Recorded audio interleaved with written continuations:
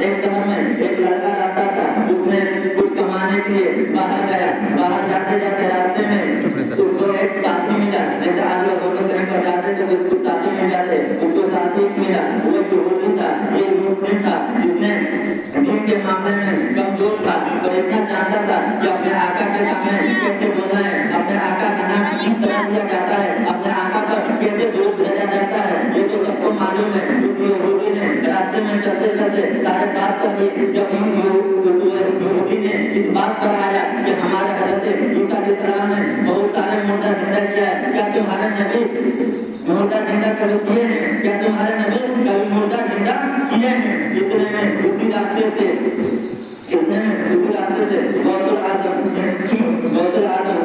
جا رہے تھے، ان کی بات یہ کان میں پہنچی اور انہوں نے دوڑتے ہوئے آیا اور اس یہودی کا بازو جا کر چھوڑنے لگے اور ساتھ فرمایا، تم میرے آقا کا بات کرتا ہے، تو میرے آقا کی بات کرتا ہے، میں اس آقا کے غلاموں کا غلام ہوں، میں اس آقا کے غلاموں کا غلام ہوں، تجھے بتا تجھے کون سی مردہ زندہ کرنا ہے؟ وہ عیسائی بہت پرانے 100 سال پرانا قبر پر گیا اور اس نے بتایا اس قبر سے تم مردہ زندہ کرو۔ حضرت غوث پاک گئے اور فرمایا، تم میری زندہ اٹھ، تو اللہ کے حکم سے اٹھ، تو اللہ کے حکم سے اٹھ۔ عورت نے قبر سے نکلا اور کھڑے ہو کے بولی، لا الہ الا اللہ محمد رسول اللہ صلی اللہ علیہ وسلم۔ اے عبد القادر، میں تم پر قربان جاؤں، میری قسمت دیکھو، میں پیدا عیسائی گھرانے میں ہوں اور مرے بھی عیسائی گھرانے میں، میری قسمت دیکھو، میں جب دوبارہ زندہ ہوں، اے عبد القادر تم پر سب کے جاؤں، جب میں دوبارہ زندہ ہوں میں نے تمہارے آقا کا کلمہ پڑھ لیا۔ سبحان اللہ۔ اتنے میں علامہ اقبال رسالت فرماتے ہیں کہ جب حسن تعاون کا جلوہ نما انوار کا عالم کیا ہوگا، جب حسن تعاون کا جلوہ نما انوار کا عالم کیا ہوگا، ہر کوئی خدا ہے بندے کے دیدار کا عالم کیا ہوگا، ہر کوئی خدا ہے بندے کے دیدار کا عالم کیا ہوگا۔ ایک سمت عمر ایک سمت علی، عثمان ادھر فاروق ادھر، جگمگ جگمگ تاروں میں مہتاب کا عالم۔ ایک مرتبہ بات ہے، حضرت انس رضی اللہ تعالیٰ عنہ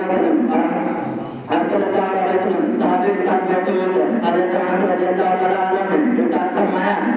یا رسول اللہ آپ پر قربان میری جان، یا رسول اللہ آپ پر قربان میری ماں باپ، یا رسول اللہ ہم سے زیادہ کوئی خوش نصیب ہو سکتا ہے، میں نے آپ کو دیکھا اور میں نے آپ پر ایمان لایا۔ آپ صلی اللہ علیہ وسلم نے ارشاد فرمایا، آنے والی ایک نسل ہے، آنے والی ایک قوم ہے جو مجھے دیکھے گی نہیں،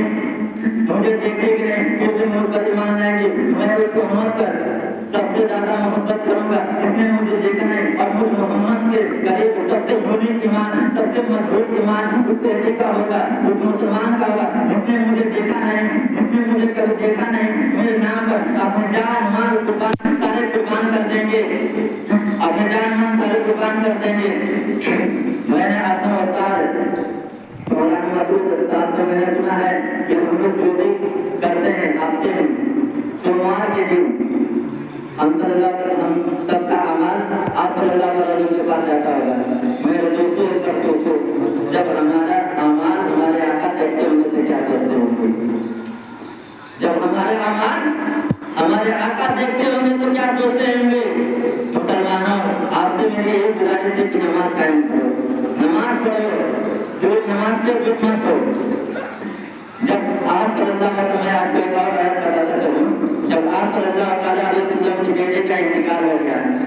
آپ صلی اللہ علیہ وسلم کی بیٹے کے جب انتقال ہو گیا، اما ایسا احساس فرماتے ہیں، یا رسول اللہ، اے میرے سرکار، میں آپ پر قربان، آپ ہر ایک نبیوں کا ایک ایک وحی ملا ہے، آپ وحی کا ایک کیجیے اور بیٹے کی زندہ کر دیجیے۔ آپ صلی اللہ علیہ وسلم نے فرمایا، نہیں، میں اس وحی اپنے امت کے لیے رکھا ہوا ہوں، میں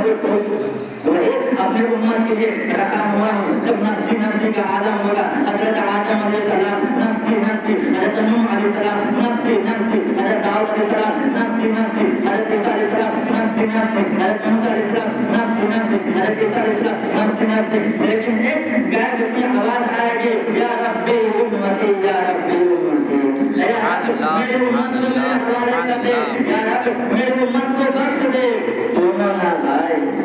ان سارے محبت پوری لگے گی جب سنو گے یا ربی امتی، یا ربی امتی۔ اور ہمارے آقا جسم ہند آقا نے ہند کی طرف انگلی اٹھا کر کہتے ہیں کہ مجھے ہند سے وفا کی خوشبو آتی ہے. ہند میں ایک جماعت نکلے گی کہ ہند میں ایک جماعت نکلے گی جو جہاد کرے گی, اپنے جان مال سارے قربان کر دے گی میرے نام پر, اپنے جان مال سارے قربان کر دیں گے. حضرت انشاءاللہ